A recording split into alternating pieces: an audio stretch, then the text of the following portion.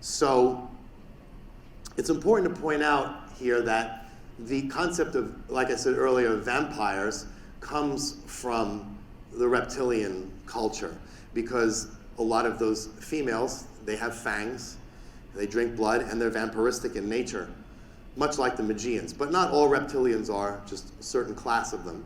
And the Anunnaki, the story of the werewolves comes from them because their countenance is lion-like. There's some drawings that one will see. I should have put one in the presentation where they are shown on Indian temple walls what they look like.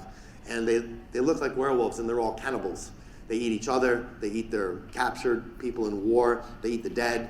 They don't need rations as an army because they just eat everything around them. And they're terrifying.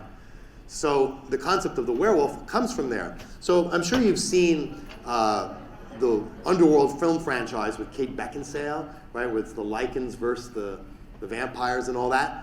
This is based loosely on this idea. What's interesting about the Underworld series is it talks a lot about the idea of hybridization. What happens when you hybridize these creatures? So hybrids, the idea of hybridizing creations is a very interesting one, because when you hybridize a creation, the result of that hybridization is more powerful than the two beings that went into it. And so various extraterrestrial civilizations are always engaged in hybridization. If you want someone to mine an asteroid, you have to design a physical form that can operate in the vacuum of space. And then you can put consciousness or a soul into it, and it's a slave. You can have it work. If you wish to create a super soldier or a being like that, you can genetically modify a being for those purposes as well.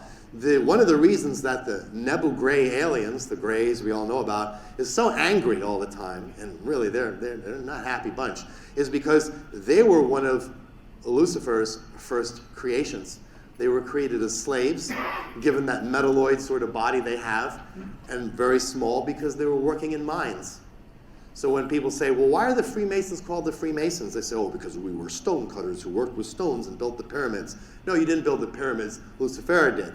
But it's kind of a half-truth, because the Nebu Gray were actually stonecutters. They were genetically engineered to work in mines, but they ended up rebelling. And that created a problem that still exists to this day. So this sibling rivalry created a lot of different creations. So Lucifer, he was out engineering various races of human beings. And so what's interesting about Enlil is that he went under another name. His name was Yahweh, because he thought it was a great idea to impersonate the Divine Father. He wanted to play God. So when you have technology that is 100 million years more advanced than ours, actually several hundred million years, you will appear to other beings as if you were godlike. You're certainly recreating life, which you can easily say, I'm creating life, even though you're not. Yahweh is not the Divine Father. Yahweh is actually Enlil.